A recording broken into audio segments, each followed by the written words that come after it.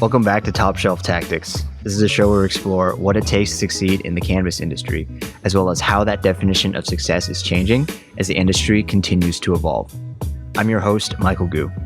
Today, we got Myron Chadowitz. Myron runs a company called Cannassentials based out of Eugene, Oregon. They've been around since the very beginning of Oregon's recreational market. For the past 7 years, they've been able to produce some of the most high-quality bud coming out of Oregon. And what sets them apart is their use of living soil techniques, which differs from most commercial grows, which rely on cocoa or rock wool as the soil for their plants.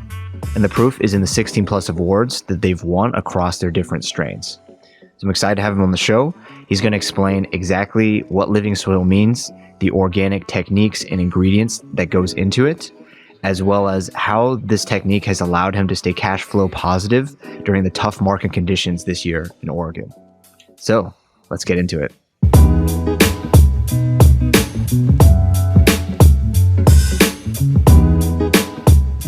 Hey, Myron, how are you? I'm good. How are you? I'm doing good. So how's everything over there at the farm? I see you're inside right now. Yeah, I was supposed to be at the farm this morning, but I got held up with some other business stuff. So this is my home office. It's a Sid Barrett picture behind me from Pink Floyd. Yeah, this is where I do my planning and financial things. I don't have a fixed office at the farm, unfortunately, because we're a true farm. It's like a bunch of containers and greenhouses. All the money went into growing infrastructure, not like office infrastructure. Nice. But you're not, your home's not too far from the farm, right? No, I'm like 20 minutes away. Okay. And where exactly in Oregon are you guys? So we say we're from Eugene. That's where like our home office is considered, but we're actually located in a small town about 25 minutes outside, just west, called Veneta. Mm-hmm.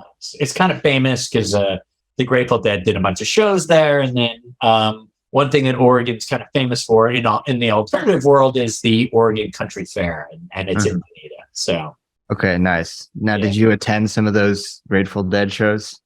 Not the ones in Oregon. No, I used to follow the Dead, but I saw them in tons of times in California and Colorado and the whole entire East Coast. But no, I didn't have the pleasure of seeing them in Oregon. Nice. Well, I'm glad to have you on the show, and to give everybody some background about you. Why don't you tell us about how you got into the cannabis world? What did you do before? How did you decide that this is what you wanted to spend your time every day doing? Beautiful. All right. Well, this goes back to like college days. I was legacy market in the college days, and used to grow in my closet and did my fair amount of supporting myself with legacy activities. I'll just leave it at that. Then I went, once I graduated college, I went into traditional business. I've done everything from custom lighting manufacturing to food manufacturing. I've had several businesses that are food related. I actually got a chef certificate. My degree is actually in psychology, but I've been really in production management, operations, and financials for small business, and went through all different types of businesses. I've lived in all kinds of parts of the country. I've lived in Colorado, California, New Jersey, and now Oregon. The last 20 years, I've been working with my brother in a relatively small to mid-sized business selling bathrobes to the hotel industry. So very unrelated in some respects, but it's wholesale distribution. Okay. And I've been running the financial side, and I do all the back computer stuff, database management, systems operations, things like that. Mm-hmm. But my passion is farming, and my passion is food and cannabis. And I have a cousin that lives in Oregon, and I moved out here 11 years ago to Oregon, to Eugene. Part of the reason was because he was here.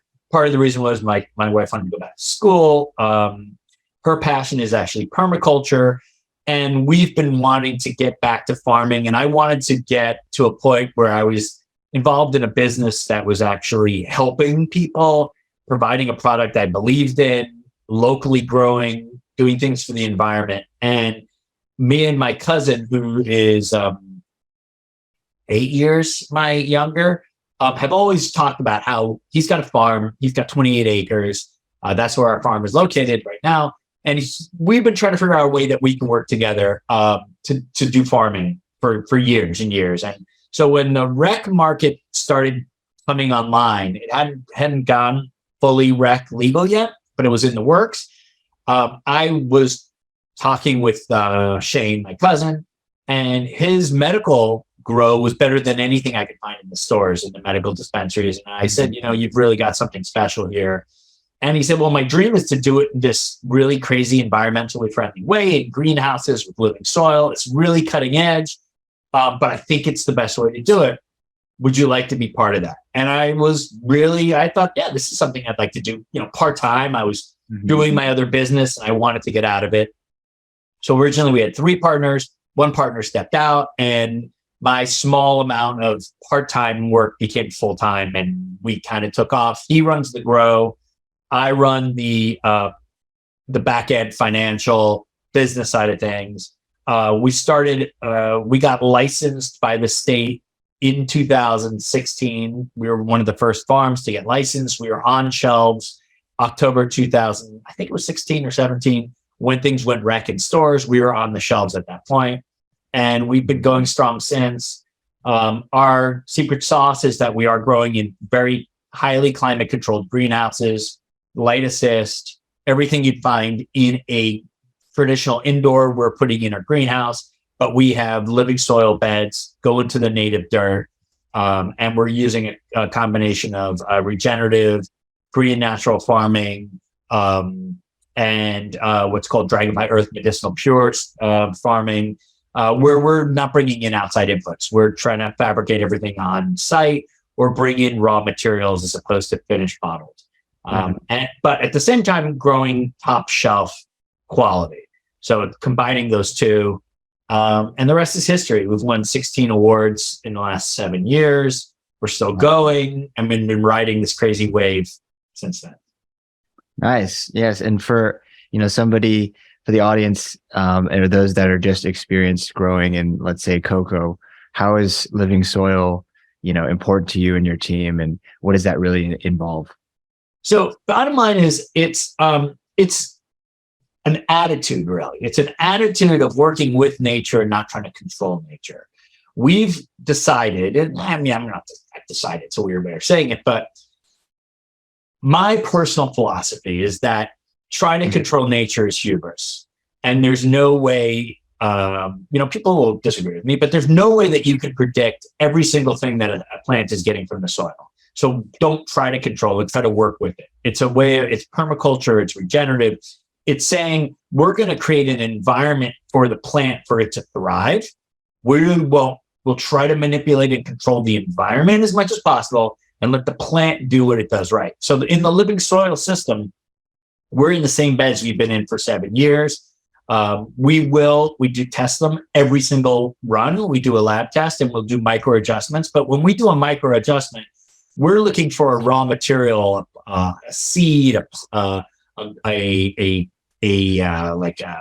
mineral, or even a plant that might be able to bring that in, as opposed to going and finding a root element in a bottle somewhere. And so what we're doing is we are watering. We're using top dresses. Our top dresses is basically, after we plant, we spread a mixture of seeds and minerals and other natural things that we'll find or we'll source close by that will provide the nutrition that the soil will need to provide the nutrition to the plants throughout their life cycle. And we do this multiple times. And in between, these seeds grow into a cover crop, and then we'll actually mulch that cover crop down. So we're basically speeding up the process that you find in a forest and providing these plants everything through microbiology. Mm-hmm. Nice. That's so cool that it is very different from, I would say, 90% of growers. And in terms of those techniques, if somebody, let's say, in a different state other than Oregon, wanted to try out, living soil, Well, what do you think they would have to consider in order to kind of go for it, right? Is it for everybody? Is it something that, you can only do given your environmental constraints? It's actually, so living soil has actually become more and more popular. People are realizing out there in the cannabis community that it's not only better for the environment, but it's creating a better product. Living soil flower burns cleaner. It burns with a white ash. It's got better flavor, but it's also better for your bottom line. You're not replacing your soil every time. You're not having to add tons of additives that are then going to have to be flushed out. The plants actually naturally take what they want, and then they just stop. When you get to the end of your life cycle, you bring down your lights, you cool things down, and the plants finish. You dry out the beds a little. There's various things that you can do to make them finish. But this is something that people are interested in. I would advise reading books on KNF, which is Korean natural farming. There's actually a book called Jadam that's out there that talks quite a bit about ferments, Jadam. It's by the son of Master Cho, who came up with Korean natural farming. There's quite a bit of information out there about working with living soils. Dragonfly Earth Medicine puts out a bunch of information about this as well. My advice to people is, we've converted several people over who work for us in their personal grows over to living soil, and they've had huge success. You can do living soil in pots. You can do it in a closed bed. However, what we've seen by talking to lots of people who are doing this is closed system living soil does get very rich over about the 3 to 4 year mark. And you will start having to deal with things like pill bugs and oversaturated and heavy soil. I recommend, if possible, doing living soil in open bottom beds so that the living soil is actually interacting with your native ground. If you can't do that, run it as long as you can, micro adjustments, don't overfeed, and you might find that you might have to change out your soil after about 3 to 4 years. Some of the best growers I know have had to do that. But, if you're thinking about it, let's say you're growing indoors, and most indoor people are getting 4 runs a year. That's what you're shooting for. If you're getting 4 runs a year and you're reusing that soil for 4 years, that's 16 times less soil you're having to use. And that's just, you got to think about that in a cost basis. Even down to supply chain. We heard at the beginning of this year, there's been supply chain problems on everything, but people couldn't get soil. They couldn't get fertilizer either. Mm-hmm. We were laughing. We don't have to deal with that. We've got all those things. So it's a cheaper solution as well. If you've got a little bit of plant knowledge and you're willing to do research on the web, you can find alternatives to just about anything. And if you think about it, when they're making chemical or even natural fertilizers, they're making them most of the time out of actual products, and they're refining them down. You can get creative, and you can find ways of doing things. It's, my cousin started doing things this way, not because, he was looking for an alternative. He was, but he didn't have any money. He didn't have any money to grow things in his farm, his food farm, to buy the fertilizer. He was looking for alternatives. Korean natural farming is all about pennies as opposed to hundreds of dollars. So I really advise your listeners, if they're interested, read it. It's a good book, Jadam. There's a lot of philosophy in there, but it's really about finding what you have around you and doing things in a less expensive way. Now, granted, your labor costs are going to be higher. It's more hands-on, but you'll have a better product that you'll enjoy smoking. And this is the future. This is where it's going. Cocoa's the past. 20 years ago, everyone was using Rockwell. Now, Rockwell, what the fuck? Who's using Rockwell? So, technology is moving ahead, and living soil is where I think you're going to see stuff going. Mm-hmm. Yeah, thanks for all the kind of tips for anybody that's interested, and I'll definitely have to check out that book. I'm passionate about this. Yeah. It sounds like, in terms of, going back to your story, right, and this, making this discovery in this philosophical kind of mindset that you made with your cousin, what were kind of some of the hardest parts of getting your farm started, and establishing those SOPs, because it's usually not a very linear path, No. unless you've, have decades of experience. Yeah, and honestly, even with decades of experience, the most important thing is flexibility. Nothing that you expect happens the way you expect. We're also talking about scaling up, and scale is so different, as you know, specifically for what you're doing with your software. I mean, that's what you're doing, is you're organizing scale, but scaling up from a small grow in a 10 by 10 up to, multiple greenhouses that are thousands of square feet is a challenge, and it changes the way you do things. And we've looked at various different ways. Every time we've had a problem, we've looked at different ways of dealing with them. And there's always an easy way out. There's always a difficult way out. And what we found is the difficult way out typically works a little bit better. It might not seem like it, but making those investments really do pan out. So the things that we've learned over the years are you can't scrimp on cheap infrastructure. We've tried going the inexpensive way, and we ended up spending more money. Things break. You're dealing with crops that are worth thousands of dollars. You would be shocked about how little improvements actually make big impacts. Really do your research, really look what's out there. It's crazy to say 7 years ago was kind of in its infancy, but it was. Greenhouses were in their infancy. The technology on greenhouses has dramatically improved. But what we found is that not being rigid on the way we thought about things, really willing to say we're idiots, is huge. Because I used to look at people's grows and say, we built this on a couple 100,000, you're spending millions, you fool.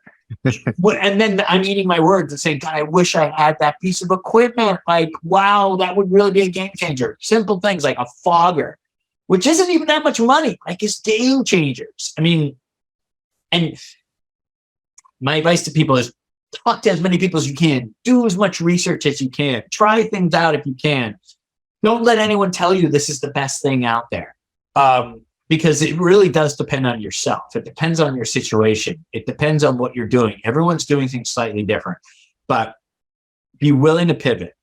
Like, don't stick your heels into the ground and say, I absolutely know the best way of doing this, because you know what? You probably don't. And there's probably somebody out there that's doing something maybe a little bit different that might be a hell of a lot better. And if you stick and you say, I know everything, you're going to lose. This is not, like you said, this is not a business that's been around for 40 years where you can look at 40 years of history and see what's going on. I mean, even in traditional farming, things are changing constantly.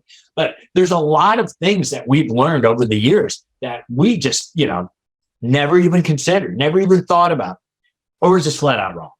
Just flat out wrong. And the markets, I'd love to say there's a mature market out there, but there is no mature market out there. We are more mature than others in Oregon. We've been around, but we're facing some of the same problems that they are in California, Washington, and Colorado, where prices are just jumping up and down all around the place.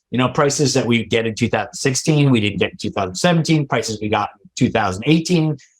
Well, we got better in 19, 2021 prices were, up super high. What I got 6 months ago, I'm not getting now. And it's like, so the whole time I'm sitting here and thinking about the grow, there's a whole other side of the business that you have to think about, which is the business that is you have to constantly change your rules. And your SOPs have to be flexible. You have to be able to change things. If somebody comes in, what happened for us, we'll hire somebody from a different company. They'll come in and they'll say, we did this different way. And it's easy to say, well, we do it different. But my advice is find out why they did it that different way. Because sometimes you'll get really surprised and they might actually have a way better way of doing it. And you can save yourselves a hell of a lot of money. Time, energy, mistakes. So. Yeah, I mean, in terms of Oregon and, the market, obviously there's been some positive developments since 2016 and some more challenging ones. In terms of how the system is designed for growers like you, tell me what's working, what isn't, in terms of the tax laws, banking laws, the licensing. So, okay, tax law. Well, unfortunately, nothing's changed since 2016, and it royally sucks. We can't. Most people know about 280E. It's a tax law, if anyone doesn't know, that was set up really to catch gangsters, easy ways of tax fraud. It basically means you can't depreciate any standard business expenses. That includes employees and rent, anything that's not related to cost of goods sold. As a farm, we have a hell of a lot easier than dispensaries. They are the ones that get hit the hardest, wholesalers too. Since most of what we do is cost of goods sold anyway, it's easier for us. Banking, I will say, has come a long way in the last year. So in 2016 through about 2018, 19, there were quite a few large banks that were just, giving a blind eye. I could say it now, Bank of America, we had a great account for years, but then they shut down everybody that had it, chased the same thing. A lot of these big banks, they just couldn't handle the risk. Up till about a year ago, mostly there was one or two banks in each state that had like a monopoly on it that was doing, they were doing all the background things, and they were charging a pretty hefty premium and asking for a lot of paperwork to be able to keep up with the compliance. We tried to get around all those. I didn't have a bank account for a while. And now after, we went to several different conferences, MJ Biz, MJ Unpacked. We interviewed quite a few of these fin banks, basically FIN banks. They're basically like internet banks that work with actual physical brick and mortars in the back end, and they do the compliance side for you. And now there are some good alternatives. They're not cheap. I mean, I pay $400 a month, no matter whether I use it or not. There are some out there that will pay as you go, but their services aren't as good. But right now for me, banking, it's not easy. I have multiple bank accounts under multiple names. I have multiple corporations. There's a large part of my job that involves making sure I have the right money in the right places to make sure I can get my bills paid. But I'm able to pay my employees with direct deposit. I'm able to do regular banking. I have credit cards. I've figured out ways. If you're smart and you're a good business person, there are ways now to be able to do things above the board and use the services if you're willing to spend the money. In terms of compliance, Oregon has been tax. The other thing on taxes is we're very lucky in Oregon. We have one of the most lenient tax laws for cannabis. It is strictly on the consumer. It's a pass-through tax. So bottom line is, I don't pay taxes. The dispensary doesn't actually pay taxes. The consumer pays the taxes. They pay a hefty 25%, but that covers all of us down the line. Where that hits me is that I have to price it so that the consumer isn't stabbed and doesn't get ticket shock when they are sticker shock. So that does affect my price point, but it's way better than California, who I talk to people all the time, and they have a way more oppressive. They have a manufacturing tax and a growing tax, and it's based on how much they can grow, and it's terrible. So we're very lucky in Oregon on that. Yeah, with the sticker shock, that's something that you can choose to do or not, right? Exactly. But with the other taxes and manufacturing, you have no choice. You have no choice. You have no choice, and it's really bad. Like I was talking to a guy in California today, and like he's telling me like he composts product that if he can't sell it above what his costs are, he composts it because the taxation is so oppressive that it goes beyond just losing money. For me, if I have a product that's low testing, it's not the greatest. I have various dispensaries that are like, what? Cannassentials, that price? I'll buy it. And for me, it's like, okay, well, I'm just not going to I'll be losing money on it, but I'm not paying taxes because I'm losing money on it. So, it does make sense. So our licensing, our state licensing body is called the OLCC, Oregon Liquor and Licensing and Control. And we've worked hand in hand with them from the get-go. My mine and my cousin's viewpoint on regulation is, we hated looking over our shoulder for years. I hated being pulled over for years. I hated, being scared for years. So the state's giving me an avenue for legalization. All their meetings were like, we're going to be on your side. So we took them at face value. We do everything above board. So we invite them in. We've been open faced with them always. And it's allowed us to at least be able to talk them through certain problems, as opposed to having to pay fines. We've gone to them I always say, ask for permission, not for forgiveness. No one likes that. Like the states, they don't want people fucking with them. That said, our trade associations have done a really good job of making things easier. We work with Metric. Metric is horrendous. It's only gotten better though. It still sucks. I feel terrible for software companies like you guys. The API is garbage. But, for me, as a computer guy, I'm able to pull enough out of it and work with it. And they've made things easier and easier. Like big improvements that they've made this year. They now allow us to do bulk entry of weights when we do a harvest. We don't have to do individual plants. Not the greatest thing for software people who like scanning and weighing and all that, which kind of was, something that was hard for us. But for outdoor harvesting, oh my God, it's made our lives so much easier to be able to do a bulk entry as opposed to individual plants.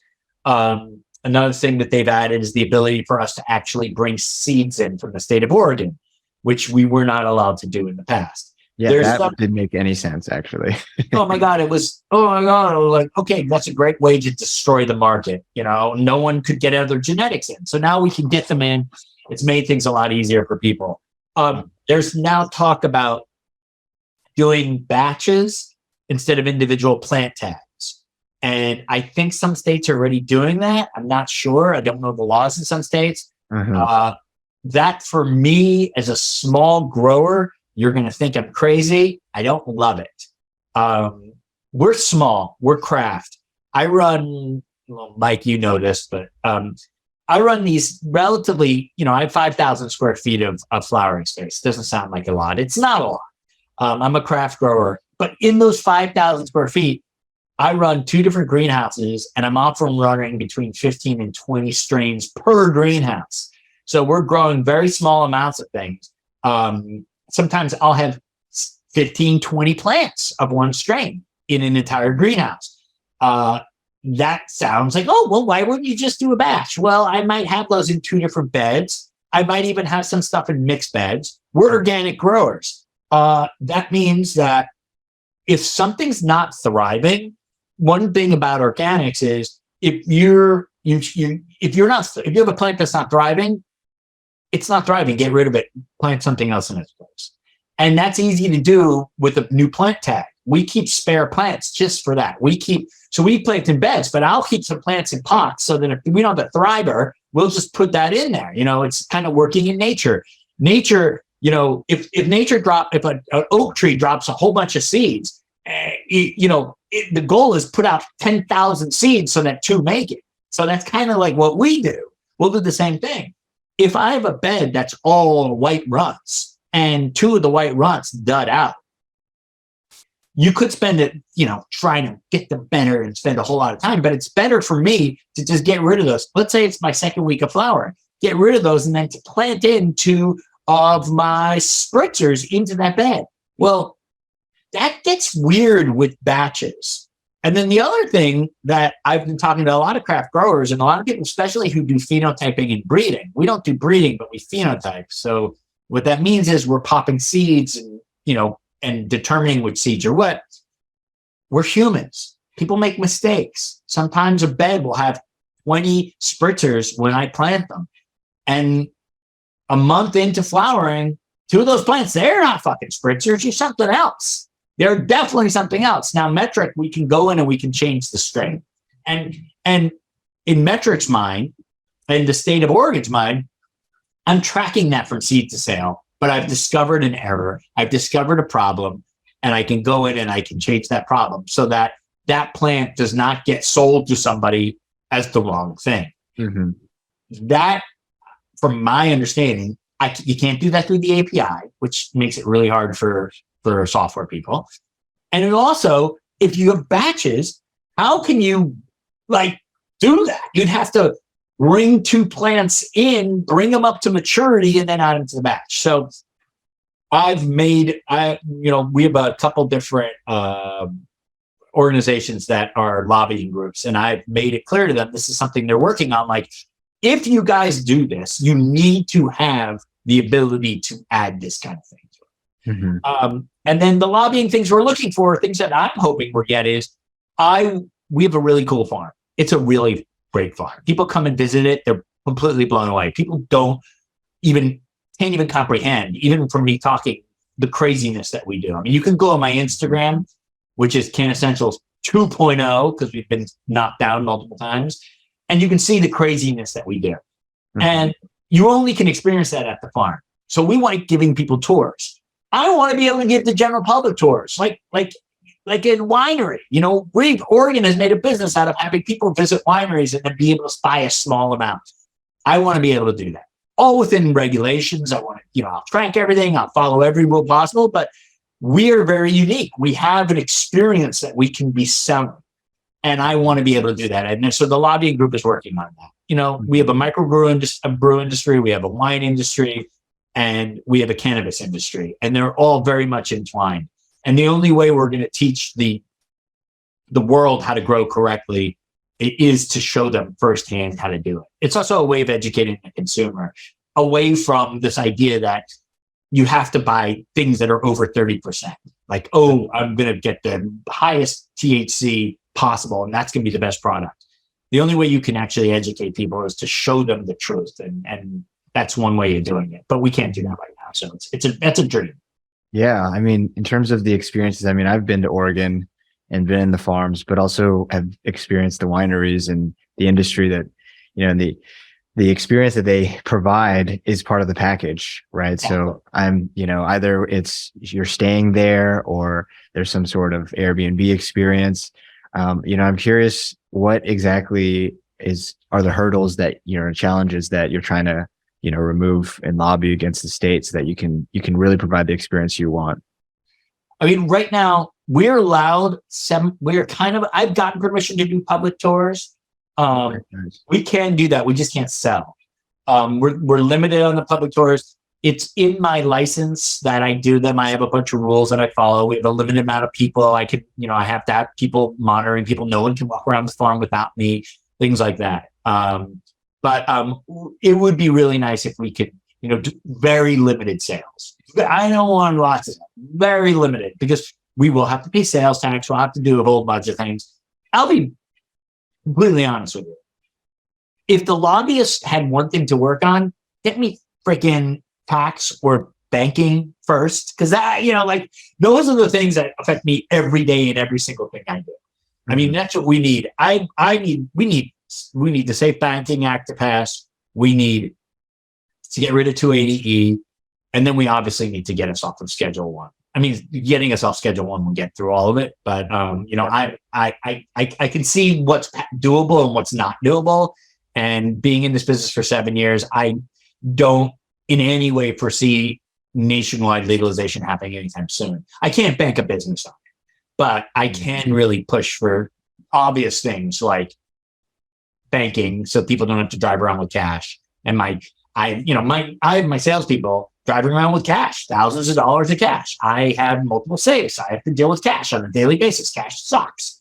As a financial banking guy, it's the worst. And you like paper trails. I have to have records. It's just a nightmare. And that needs to be changed. Yeah, and I'm curious in terms of managing finances and P&L and traceability. How do you keep track of all of these things? The problems with cash, and ultimately make sure that you're growing what your customers want. So there's 2 questions. I'll answer both. So in terms of cash, what I do, my side is I use QuickBooks, and I actually have a bank account in QuickBooks called Cash Account. And then basically we have a cash book at the farm. And so we bottom track, we track everything. We have a sales platform that tracks whether it's a cash or a check payment. Then we have a log at the farm where we have to track every cash, settlement that comes in. Then I go and I pick up those cash settlements. I have to sign for them. Then I have to recount them out. Then I track them in QuickBooks, and then I keep them in another safe. And then I can have my bank pick them up and pay for them to pick up. But I try to pay as much as I can in cash. But even with all those, the amount of time that I have to spend going back and forth, looking through these to try to find why am I off by $300? Like it just happened. And then it's gotten to the point that I now don't look because I know like 2 days later, it'll show up. It's just because there's this lag between when I'm invoicing people, when I'm getting the money, when I'm doing that. Your second question was, how do you keep up with the market? It's difficult as hell. It really is. We tried to be the brand that just grew amazing weed and grew classic strains and tried to do different strains than everyone else was doing. But you're selling to a fickle market of people who always want the new. And so we kind of go a lot on Instagram. I talk to a lot of kids, like my trimmers and people who work on my staff. And I say kids, people in their 20s. Not actually kids. Yeah, they're kids. And find out what they think's trendy, what flavors are trendy. You talk to the intake manager. What's the new flavors? What's out there? And then you're hunting. You're trying to stay. You got to be like 8 months ahead of the market because that's how long time it takes to get something into the lineup. Because you can't take a risk and release something before you've actually tested it. Because if it tests under 20%, it's literally considered garbage. If it tests under 25, it's a hard sell. And so, even with the variety that I'm doing, I still want to make sure everything's desirable. And, we keep trying to do the classics. We do keep Sour Diesel, in our lineup because we really like it. But I love Sunday Driver, and I won't consider it a classic, but at this point, it's considered a classic. Mm-hmm. Our Sunday Driver is phenomenal. It's an amazing cut. I can't sell it if my life depended on it. I cannot sell it. No one will buy it. They don't want it. It sits on their shelves. So you can't grow it. And so I'll give you a little example. We went out, we found Chauffeur. So Chauffeur is Daily Driver, which is Sunday Driver crossed with Skillets, I believe. That's crossed with Wedding Cake. And we okay, this is a winner. You got Sunday Driver, which is daily, the Daily Driver, and Wedding Cake. Wedding Cake's hot as hell. It's actually Wedding Cake is listed as one of the top selling strains if you look at any of these top 10 lists. So we're this is a winner. It's gorgeous. It tests high. It's 28%. It smells good. It's everything. Doesn't sell. People don't want it. I don't know why. It doesn't have the sweetness of Sunday Driver. Isn't it as beautiful as Sunday Driver? No. It looks more like Wedding Cake. And the Sunday Driver has a better look. The Sunday Driver has a sweeter smell. This one's more savory and more Wedding Cake. So, and the problem is it's high testing. So, I see a test result that's high. I see genetics that are high. I see it sounds trendy. Everything looks good. It grows great. We grow the hell out of it. And now I sit on it.